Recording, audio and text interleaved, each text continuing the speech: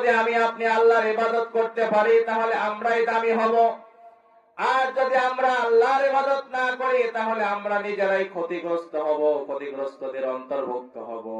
আমার ভাইরা, রহমানের বান্দা তো তারা, আল্লাহ রাব্বুল আলামিন বলেন রহমানের বান্দা তো তারা হবে যারা আল্লাহর কাছে আখিরাত চাবে।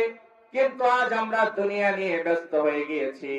দুনিয়ার টাকা পয়সা, লোভ লালসা, ক্ষমতার মোহে পড়ে আমরা আল্লাহ রাব্বুল আলামিনকে ভুলে গিয়েছি। আল্লাহ রাব্বুল আলামিন বলেন রহমানের বান্দা তো তারা, মান কানা ইউরিদু হারসাল আখিরাতি নাজিদ লাহু ফি হারসি।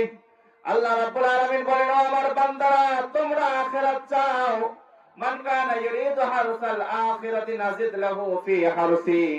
আমার বান্দারা তোমরা যদি আখিরাত চাও, মৃত্যুর পরবর্তী জীবনটা ভালো থাকতে চাও, এইটা আমার কাছে চাও। যদি তোমরা চাও মান কানা ইউরিদু হারসাল আখিরাতি নাজিদ লাহু ফি হারসি, তাহলে আমি তোমাদেরকে আরো বাড়িয়ে দেব।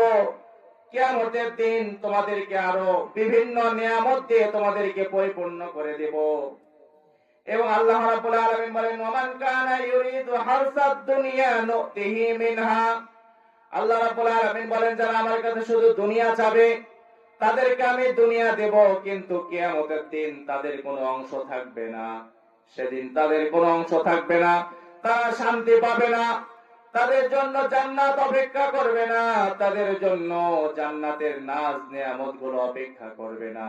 আমার ভাইয়েরা, আল্লাহ রাব্বুল আলামিন আমাদেরকে যে জন্য এই পৃথিবীতে পাঠিয়েছিলেন যে আল্লাহর ইবাদত বন্দেগী যেন করে যেতে পারি। যদি আমরা আল্লাহর ইবাদত বন্দেগী করে যেতে পারি তাহলে আমাদের জন্য এমন জান্নাত আল্লাহ রাব্বুল আলামিন রেখেছেন যে জান্নাতের নিচ দিয়ে ঝর্ণা